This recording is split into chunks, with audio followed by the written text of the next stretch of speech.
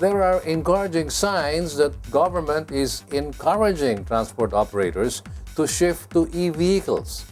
The tipping point for the shift from fossil fuels to greener energy sources and powertrains may still be far into the future, but at least there is movement towards that direction.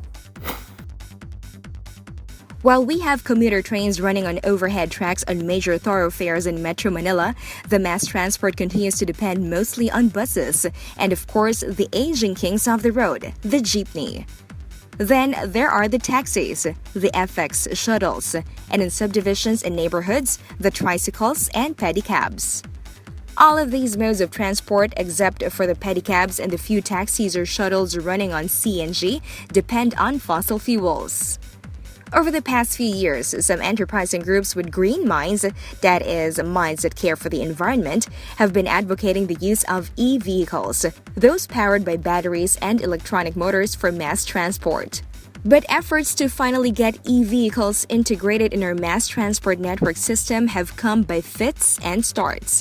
Government has not been seen as a stalwart in the movement, but slowly some progress has been made.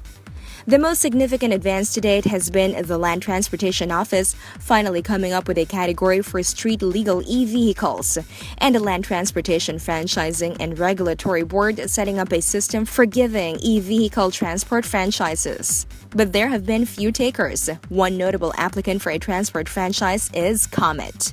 Recently, there is the applicant, the Comet, that applied for Certificate of Public Convenience, and we issued the provisional authority, and it is now running in the route of SM North to Aurora Boulevard in via Katipunan, C5.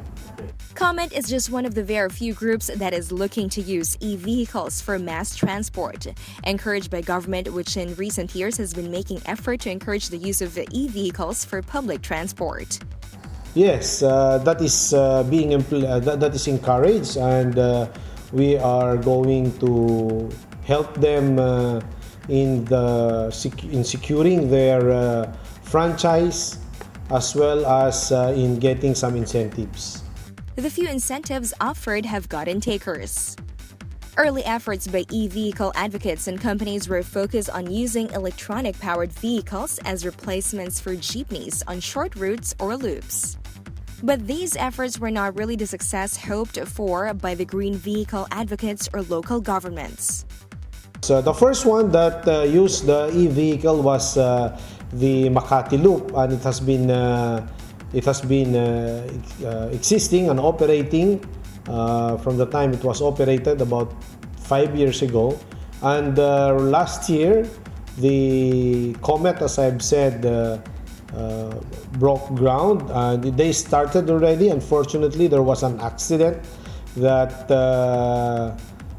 they experienced, and they have to change the battery and other electrical configuration of the unit, and now it is being piloted again for free. The LTFRB had expected transport operators to be lured by the incentive and exemption to the moratorium on the opening of new franchises to establish new routes using e-vehicles. While applications have not been coming in big numbers, the LTFRB continues to believe more will come in. For issuance of new franchise, they should get the endorsement from the DOTC for the route that they are applying. But if they will be used to substitute the old jeepneys on the dilapidated ones, then they can go straight to LTFRB to substitute these old units. The LTFRB still has to establish different methodologies for setting fare for e-vehicles. The LTFRB will subject e-vehicle transport operators to the similar regulations covering traditional land transport modes. They will be still subjected to the same fare methodology scheme that we are implementing, and they are not exempted from our regulation insofar as fare is concerned. The LTFRB is looking forward to e-vehicle transport operators to prove that e-vehicles can be viable alternatives to jeepneys, that they can be profitable to operate, are easy to maintain, and safe. At this point, despite the early setback, the LTFRB sees Comet not giving up and continuing to develop e-jeepneys that can replace the diesel-fed jeepneys on the road. This apparently is one of government's ultimate objectives for encouraging the use of e-jeepneys. That's what we want. Actually, our plan is to have the jeepneys replaced by e-vehicles in the near future, and for them to be phased out and to be replaced by e-vehicles.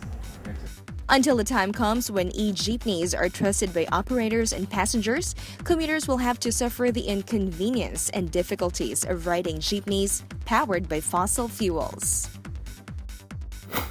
Now we know at least one company is putting money where its mouth is, betting on e-vehicles as the future of mass transport. But perhaps government could and should do more to up the odds that that bet would be successful. We really do need to modernize our mass transport system and phase out inefficient jeepneys using technology from the turn of the past century. We are already 15 years into the new millennium, and some jeepneys are still running on engines from the World War II era.